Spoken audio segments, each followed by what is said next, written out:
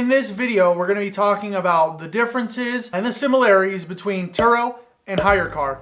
So I'm gonna let you know all the things that I like and dislike about both platforms and let you know which one I use the most and which one I like the best. So let's get right into the video.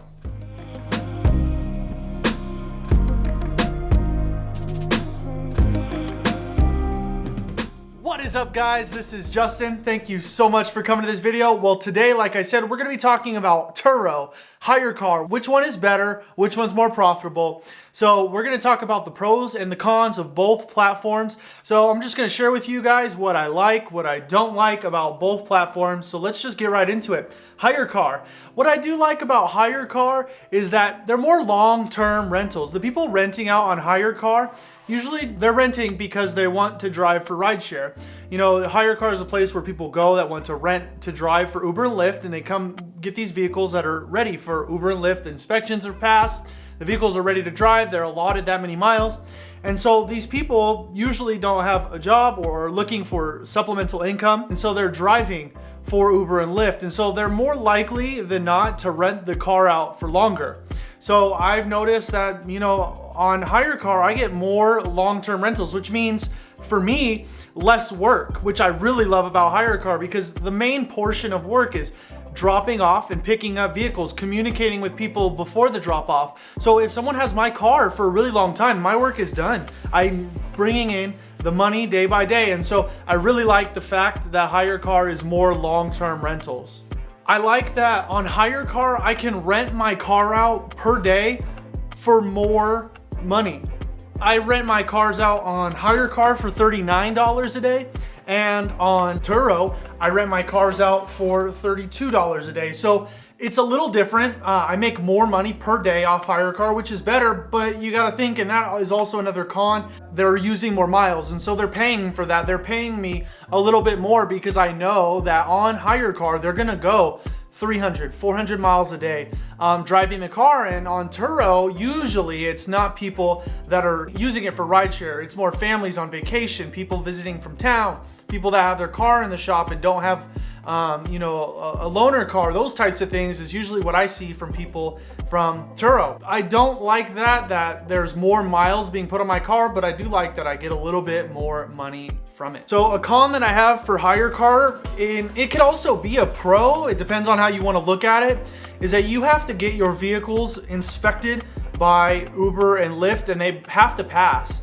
So that could be a bad thing because you have to spend, you know, $15 to $50 to get your cars inspected. I use Rideshare Mechanic. It's $50 for both Uber and Lyft. You don't gotta go anywhere. You just do it over your phone. You send them a bunch of pictures. I'm actually gonna make a video coming out next week about the inspections and what you need to do to pass those. So if you wanna look out for that video, don't forget to subscribe. You have to make sure that your tires have tread, that all the lights work, that it has 4 doors, like all these things. You have to meet the requirements. Your car has to meet these requirements.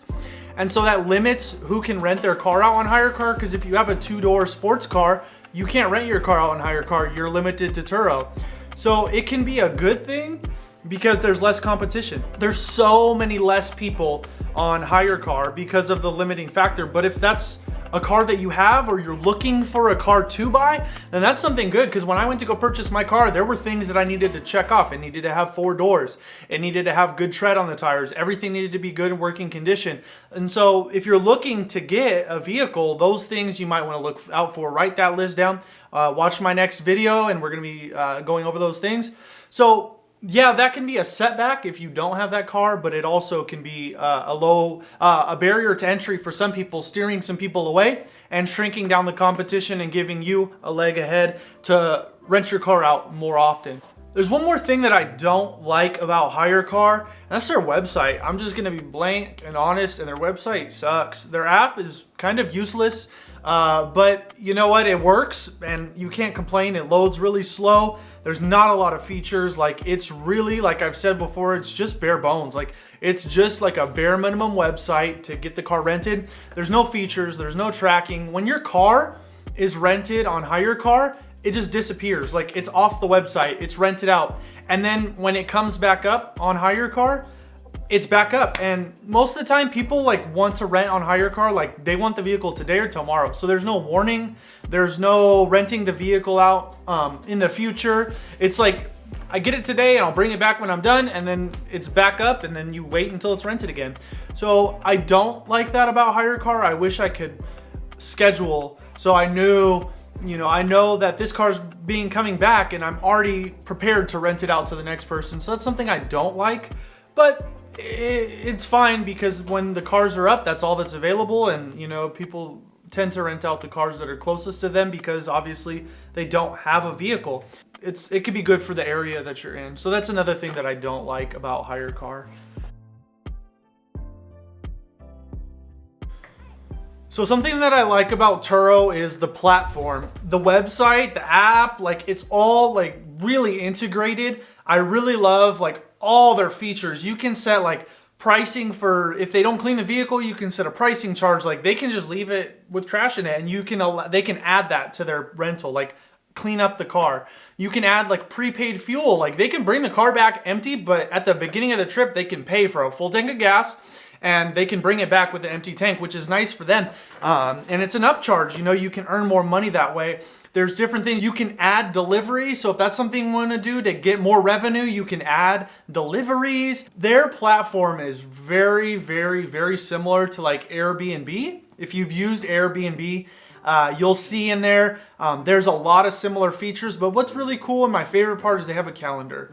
And so you can change the price based on the dates. Hyrecar, it's just across the board. This is how much my car costs. If you pick it up, that's how much it is every day. It's just basic. For Turo, you can raise the price on the weekends. On a Tuesday, you can lower the price.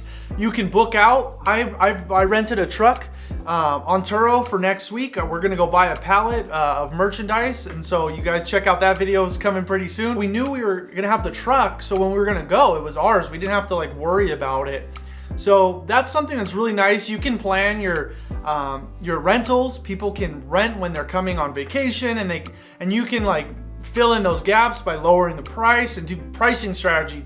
The Hyrecar, you can't do that. You just rent your car out. So I love the website and their app, and it's really intuitive. It's really useful. Communication's really good on the app and the platform. Like I wouldn't even communicate through drivers or renters through Hyrecar's app. It's really spotty. Sometimes it doesn't even notify you. It'll show up hours late. So I would always use like text after they do the rental, but I would communicate with the Hyrecar renters on the platform until they get the car. Another thing that I like about Turo's platform is that they have better protection for the protection plans. Just like Hyrecar, when you rent out your car, they take 15, 20, or 25% of your rental, and in turn you get a protection plan. Like if there's any damage, you have a deductible, you get reimbursed for gas and tolls and all these different things based on the plan. I have another video about that up here. It's called Risks of Hyrecar, or is Hyrecar too risky? But the same thing, Turo has the same thing. I think it's a little more. I think it's like 20, 25, and 30%, but it's well worth it. Their standard plan, what I have on Turo, is zero out-of-pocket cost for any damage, theft, anything like that. So it's really nice. They have really good plans as far as protection plans. And their premium plan was like outstanding. If you get your vehicle, there's damage or anything, zero out-of-pocket cost. You get a rental vehicle, another vehicle while your vehicle is being repaired, and they supplement your lost wages or lost rent on the platform. They take an average of your last 30 days and give you based on how many days your car is out. So like that's fantastic. Like Turo really takes care of you. Hyrecar is just kind of dry, so it's kind of different. So I like Turo in that aspect. So wrapping up, I have 3 things that I really don't like about Turo. Number 1 is it's really, really crowded. Like everybody and their mom has a car for rent on Turo, which drives down the prices, which is good for the renters, but not good for me because on Turo, my car is not as valuable. For the area, I'm probably more highly priced than cars in my area on Turo. For my vehicle, I would say like a medium price would probably be $29 a day for my 2009 Honda Civic, but I have it listed at $32 so that it's similar to what I'm renting it out on Hyrecar, which is $39. So in my area, in the city that I'm at, I would say there's 1 to 2 vehicles on Hyrecar. Like I'm it, like the competition is almost none, which is great because if anyone wants a vehicle, or if it's Saturday and someone wants a vehicle and everything around is rented out, I'm like their only option, which is great. I provide good service. I'm not lackadaisical because I don't have very much competition, but it's nice. Like that barrier to entry really steers people away. So Hyrecar is great in that aspect, but on Turo, I mean, there are like 30 cars on the surrounding area where I'm at. So Turo is flooded, but there's all different kinds of stuff. There's trucks, there's sport cars, there's compact cars, there's hybrids. There's like there's cars that are $200 a day, like Maseratis, like there's all different kinds of stuff on Turo. So that could be a pro for someone that's wanting to rent, but for someone like me, that drives down the price, which is unfortunate. So I rent my vehicles out for less on Turo, and their protection plans are a little more expensive by 5% based on, I just go with the standard plan. But it's 5% more of the rental per day. So not only am I getting less, but I'm being charged more, but they provide more, so I don't complain. But for my pocket, it's a little different. So those are two. That's the first one was it's a crowded market. 2, it really drives down the price. And the third one is that Turo does have actually strict requirements on their vehicles. Hyrecar doesn't really have requirements. They just need you to pass Uber and Lyft requirements. So if you can use your car for Uber and Lyft, you can rent it out on Hyrecar. Doesn't matter if those are the rules. That's it. So those are really widespread. You can find a ton of information on the internet what is allowed on Uber and Lyft and what isn't. On Turo, it's a little different. They don't allow cars that are over 130,000 miles. On Hyrecar, you can have cars, you know, as long as they'll last. So if I'm buying, I usually buy cars that are around the 80 to 90,000 miles, you know, 40,000 miles and it's done, and I can't rent it out on Hyrecar. So which isn't a huge problem because I don't usually rent it out on Hyrecar that often, but it's limiting. So if you have a car, your second car, it's your spare car, you might have over 120,000 miles on it. So Turo might not work. So they have some limitations on what you can and can't rent. Those things I can't change. I can buy a 4-door car and not a 2-door car for Hyrecar, but I can't undo the miles. So those things limit me on Turo. So overall, I don't want to say Turo is better or Hyrecar is better. Obviously, I use both to rent out my vehicles, and it's really, really good. When it's not rented out on one, it's rented out on the other. I prefer Hyrecar just because it's less work and I get more money. And it's plain and simple. The people I like helping, the people, oftentimes, people that I rent my cars out to don't have a job. The other day, a single mom that had 4 kids rented out my car because she didn't have a job and she needed to pay rent. So she got a car and she made money on Uber. Like those things I like about renting out to people on Hyrecar. Usually it's those people that need help. So I like it. I like Hyrecar better, but I don't not use Turo.